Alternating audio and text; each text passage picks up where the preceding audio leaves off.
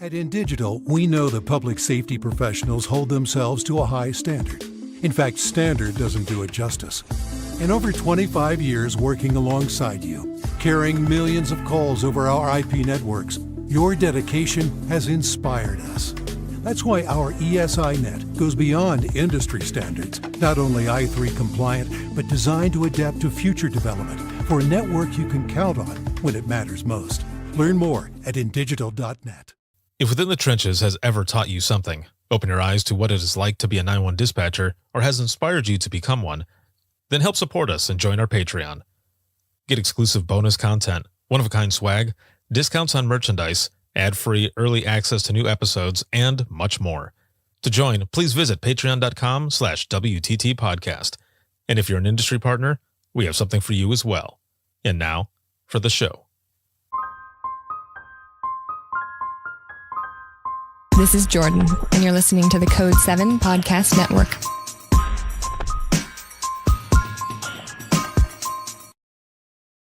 Warning. This episode contains the 3 A's of podcasting: adult content, adult language, and awesomeness. You've been warned.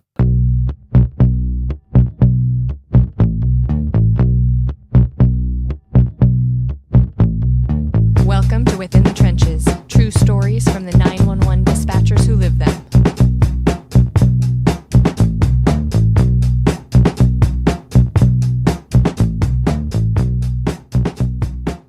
Hey, what's going on? This is Ricardo with the Code 7 Podcast Network, and this is going to be Within Trenches, true stories from the 911 dispatchers who live them. This episode is sponsored by InDigital, a leader in next-gen core services, and a big shout-out to subscribers of the podcast, whether you're on Patreon, Circle, or Facebook. Thank you for everything. It is the week of November 6th, 2024, and the last couple of months of this year are going by super fast.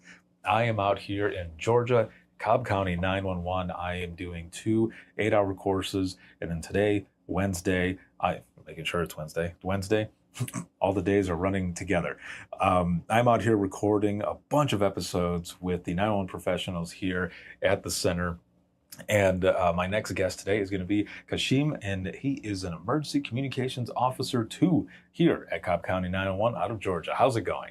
Doing pretty good. All right. I'm doing all right. I'm probably going to be hoarse, after this. Yeah, most definitely.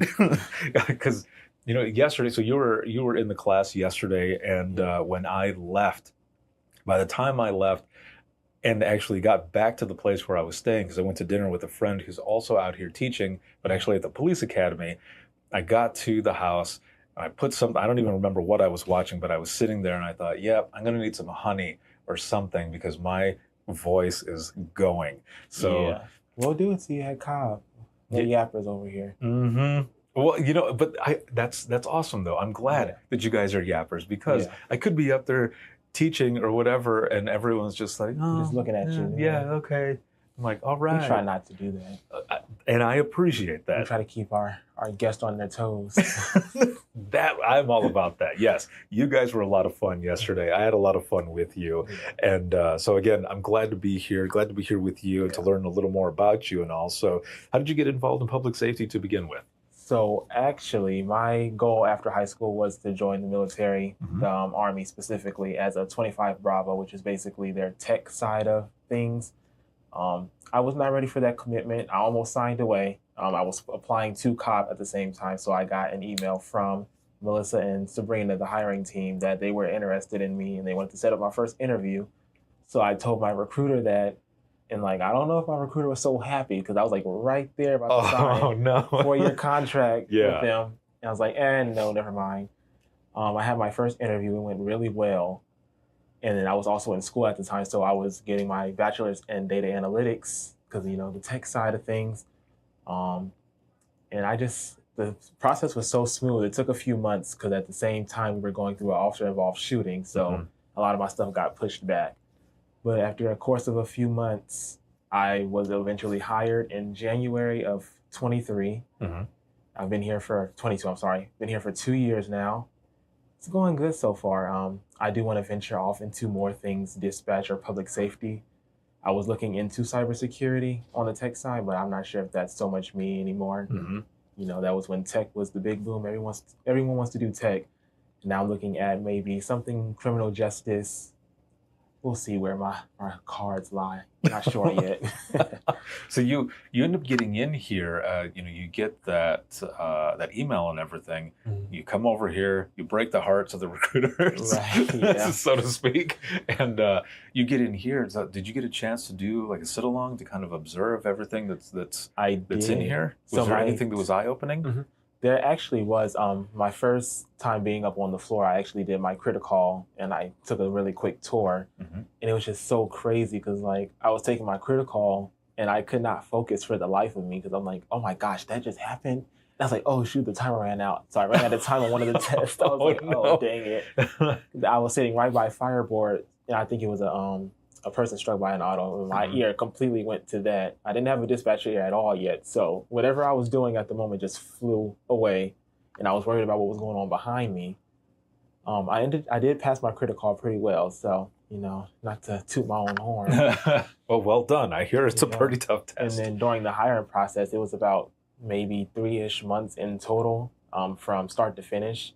I did observe for about 2 months. So I had a lot of time to really just take in all of my surroundings because it's a lot going on when you got 8 screens in front of you and 20 other people in the room because Cobb is a really big agency. It's a lot going on here. Yeah. So for those who are listening right now who might not know, because there's a big chunk of those who listen to this podcast who are from the general public. So for those who might not know, what exactly is the critic call test? So the critic call basically tests you on really basic things, the multitasking. So it'll be a prompt in the bottom left or bottom right corner of what you're doing. So say you're on a mapping session and you're trying to see, hey, how you get from here to this point on the map, but then something pops down below. An example, a dog bites a neighbor. Who are you sending? So you have a few seconds to choose who you're sending, but you also have to still pay attention to how do you get from here to here on the map. So it's testing how do you multitask, typing, which is actually it's pretty lenient. It was only 35 words per minute. And if you're in dispatch, 35 words is not a lot. Right, yes. That's pretty low on the dispatch side because officer spits something out, the next thing is already ready to go. Oh, yeah. You got to be typing Once fast. they're done talking, the next one is going on. And sometimes they don't even wait for each other. They're like puppies and just all pile up on top of each other and just create a snowball effect. Right. So that's also on the critical call. What else do I remember? It was fun, other than me forgetting that I was doing a test and listening to the fireboard behind me. Yes. I can remember it talking to you in your ear, and you cannot type as it talks. You have to listen to it and then type what it told you afterwards. So it would it's not too fast, but it give you a series of numbers and letters in an order. You have to type it back to it, how it said it to you. So the first time I actually failed it, because I was like, I don't remember anything it just said to me. Like man. It didn't even go in the ear. It didn't go in the ear and come out. It just didn't go in my ear at all. I was like, I got to redo that. So I got to redo it, and I got it completely right the second time, which luckily. But it's a fun test. It's definitely different. Would I do it again? Probably not. I won't. I don't want to do that again. Right. It was definitely a different kind of testing. It definitely tests.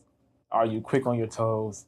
Can you handle this? Because it's like 10 times more once you start getting into the big side of things. Oh, for sure. Yeah, you've got all types of calls that are coming in, and never know especially what's gonna come through your ear. when you're developing that dispatch ear as well, and then just finally putting it all together. But also, I feel like you get that satisfaction afterwards when you get it down. You're just, it's like I got it. Like once everything clicked for me, I was like, this is wonderful. Now I can eat hot Cheetos and sit back while they're talking to me. Yes. I have this thing in my ear, that thing right here. Oh, my coworker's talking to me, and it's just all flowing so nicely. It wasn't like that in the beginning at all, but you definitely get acclimated to your area and what's going on around you.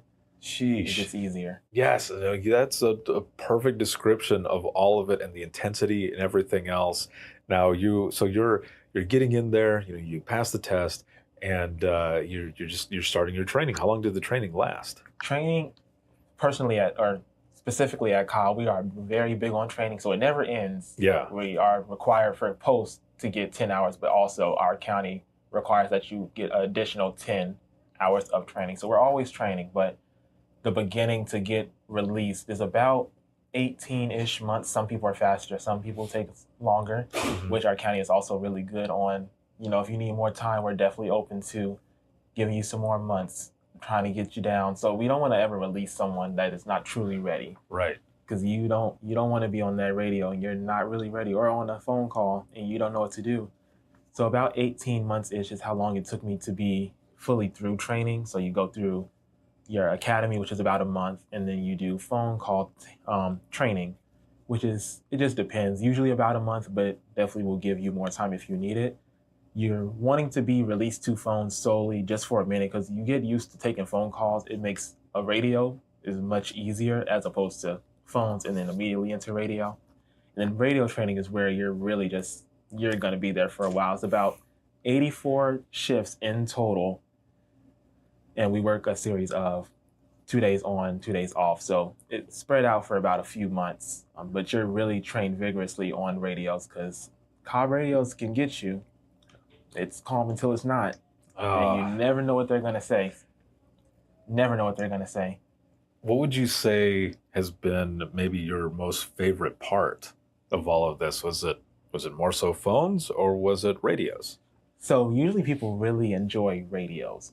Personally, I like both. I love phones because I see it as I can cause a problem and hand it right on off to somebody else, and I'm on the next topic. You're working the radio, that's your problem. The entirety of the call. So from start to finish, it's yours. You can't hand that off. On phones, you can take it, hand it off. Like, I got a present for your friend. Yes. And be like, I don't want any more to do with it, so I'm gonna give it to you. But I do love both. There's nothing more exhilarating than working a radio, and they say those famous words, "I'm in pursuit," or "I got one running." It's just like, oh, I gotta sit up for this one. Get ready to type. Put the hot Cheetos down. Or like you don't get to say anything, and you just start typing, and your coworker looks over, like, yeah, it done got real. I don't know. I love both equally. It just depends on what kind of day. Sometimes I prefer phones. Sometimes I want that craziness of a radio. You really never know. It moves so fast sometimes, whether you're on phones or on radios, that it can go either way, right? You're doing stuff nonstop, and you look up at the clock and you're like, it's almost time to go home. Yeah. Or you look up at the clock and you're like, it's only been like 15 minutes? Are you kidding me? Like, we just got here. It feels like we've been here for 12 hours. Yes. It's definitely some days like that. But that's the wonderful thing about dispatch. You never know. That's true. Yes. So, you get through all of that stuff, and let's just say now, we're specifically for like phone calls, and you've been observing all of this time, right? You've been listening. You've been maybe running scenarios or whatever. Well, now it's your turn, and they're saying, you're going to be taking the next phone call.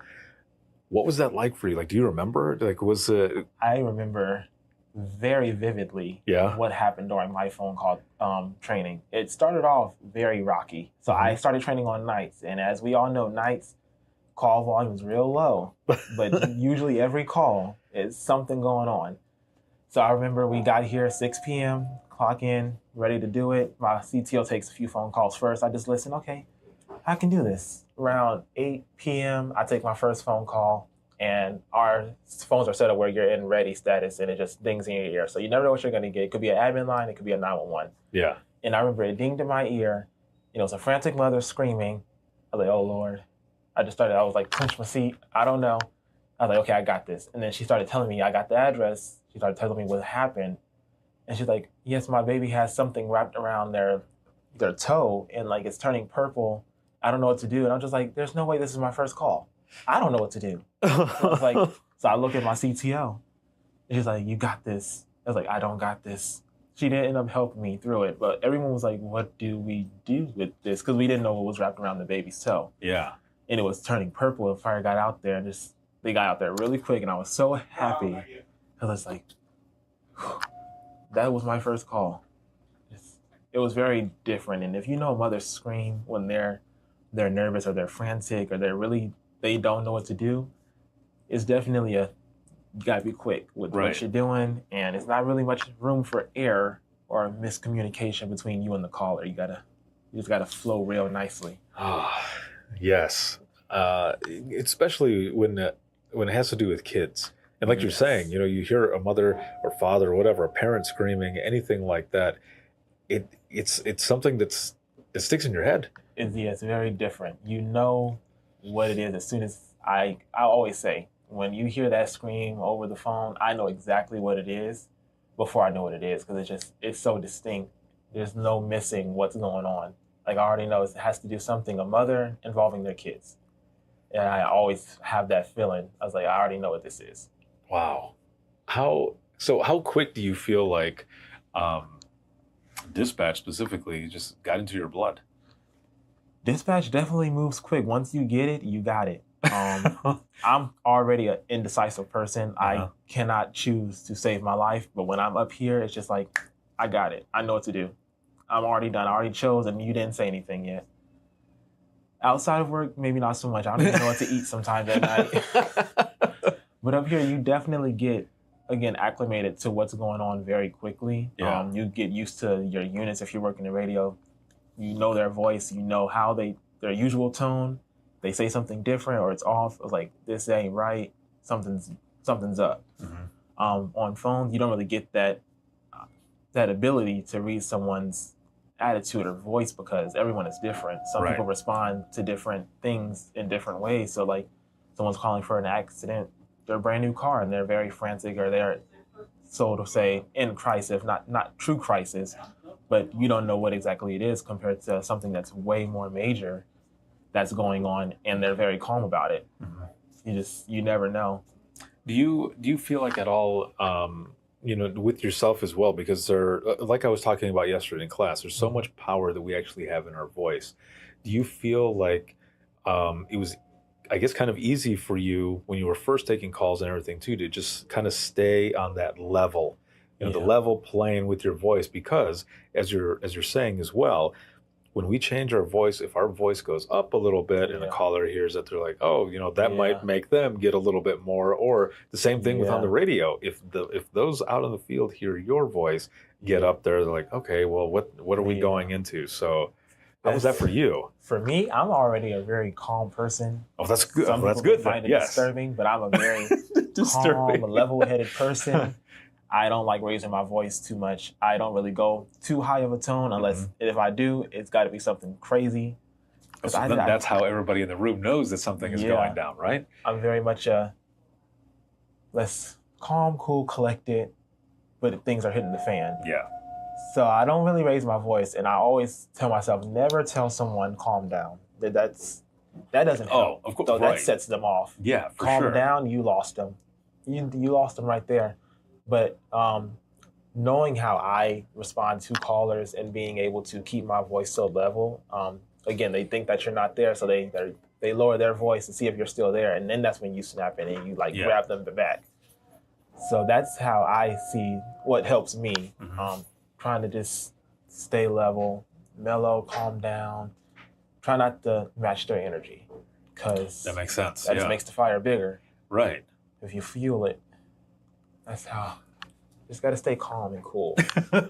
Do you ever feel like, well, not so much feel, but maybe you've noticed this because you say how much you dig the radios as well. So when, let's just say, on law enforcement radio, you have worked with, a lot of officers. You hear their voice, their tone, the way it is.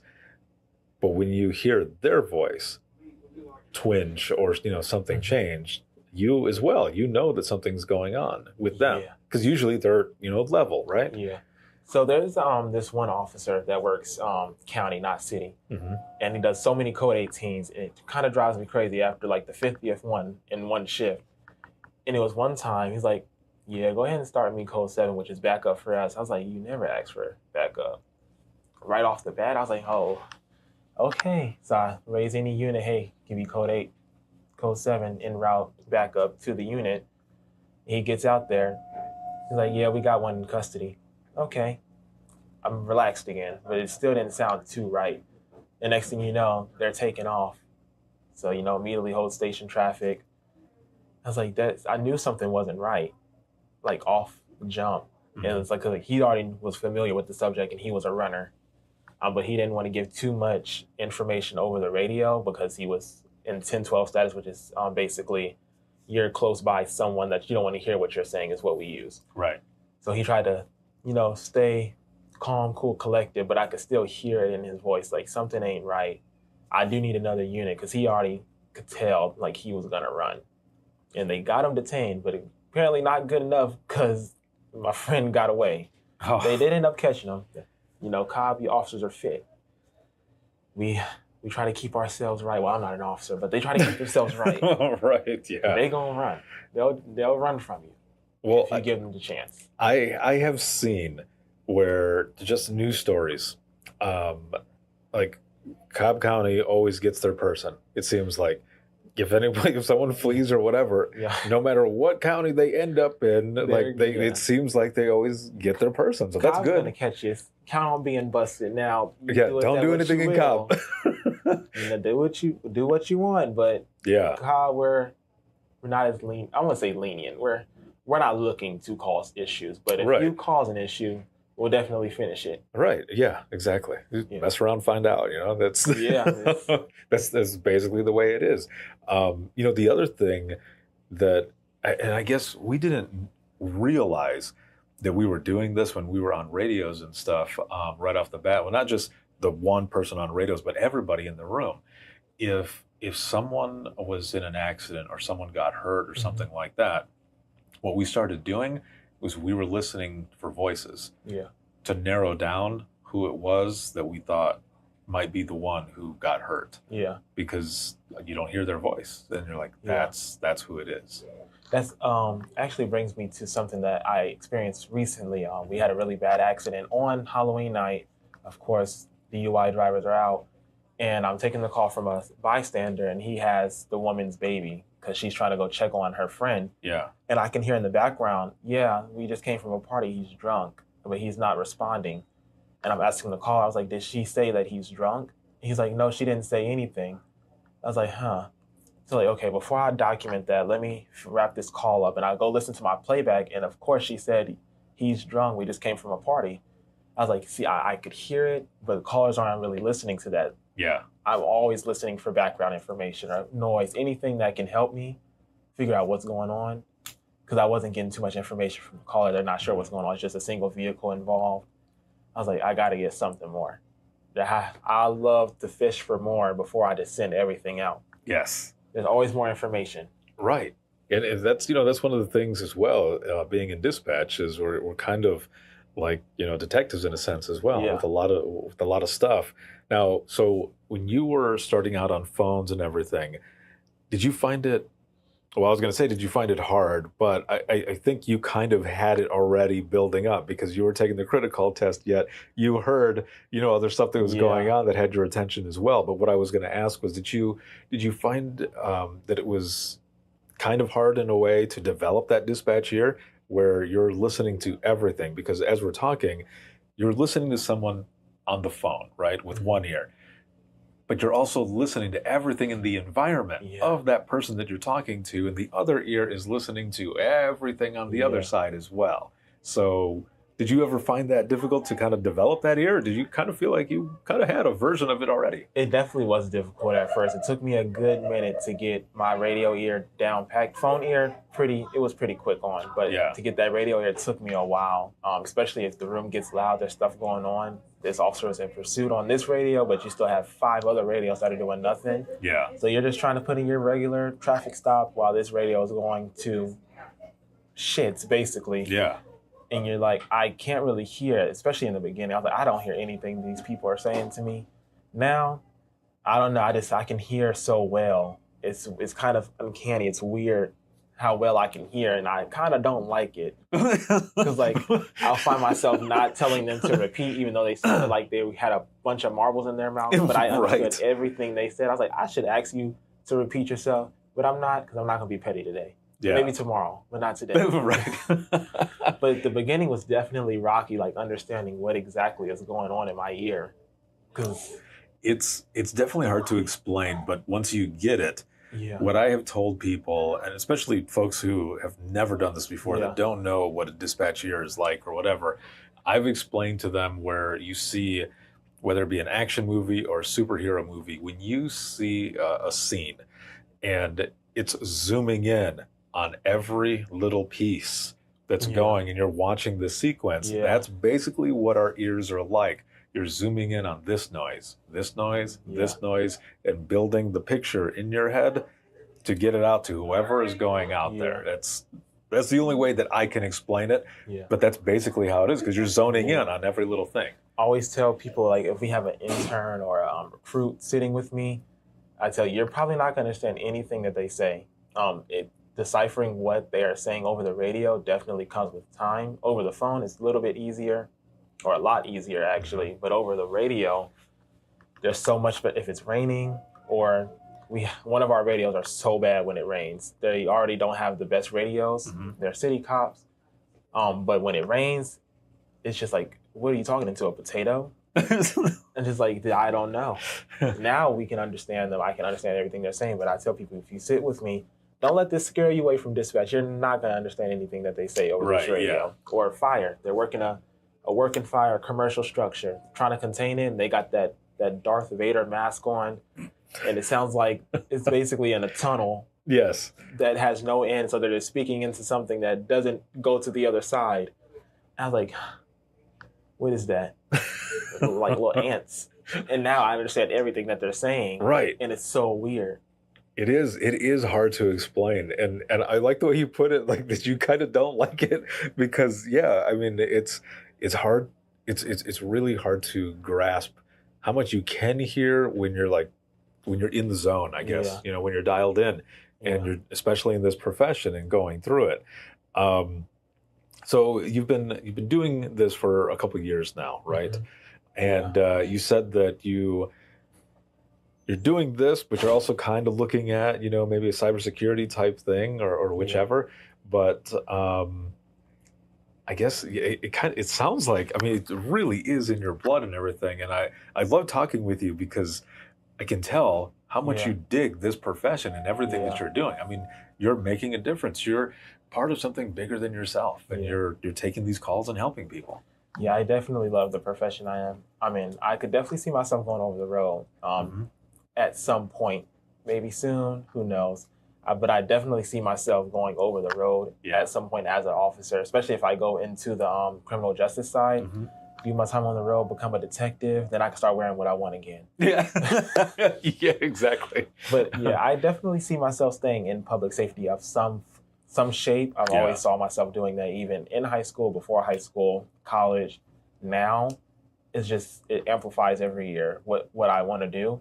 I'm very big on our recruitment side. So you'll see me out and about in the community or on our Facebook page, our Instagram page, trying to recruit, talk to people, talk to the children. I love being out in the community and stuff. That's my groove. That is awesome. Saying what I do. I love it.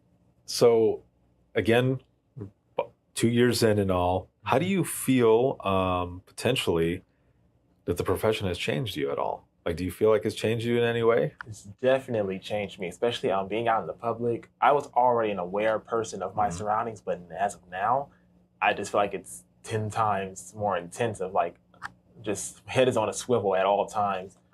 So in that sense, definitely starting to like peep things out, or what's a better word for, like notice things more than I would before. It's just like, and again, like it's one of those things where I love it, but I hate it. Yeah, you're more hyper, like aware. Yeah. It's kind of weird how much I notice around, especially the county, but in other counties, in other states. Definitely a career that'll have you having way more knowledge than the average person. Right, because like a lot of problems come through dispatch, even when it's not something that dispatch handles, or you're learning everyone's job. You're learning how to do everyone's job doing your job.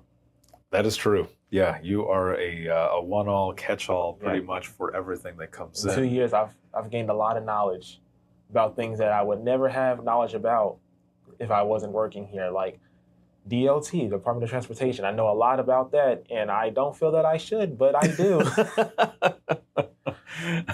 There's definitely a lot of knowledge that comes with this profession, and we are coming up on our time. It doesn't even feel like we've been talking that long, man. Like, holy moly. Crazy. Yeah, it is. This was fun, I told you man. I'm a yapper. Hey, I love it. I'm glad that I'm happy that you are where you are at. You know, I can hear it and see it from you that you love it.